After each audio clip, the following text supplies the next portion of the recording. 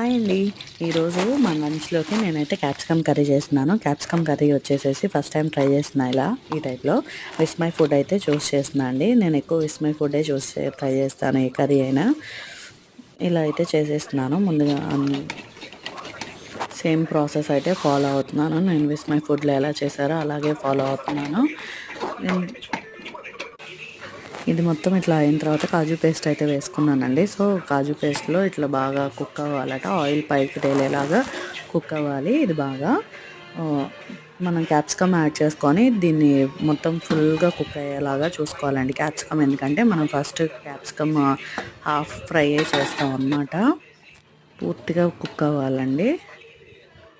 Medium ఫ్లేమ్‌లో అయితే పెట్టుకొని కుక్ చేసుకోండి బాగా. మధ్య మధ్యలో కలుపుతూ ఉండండి, అడుగంటుతుంది.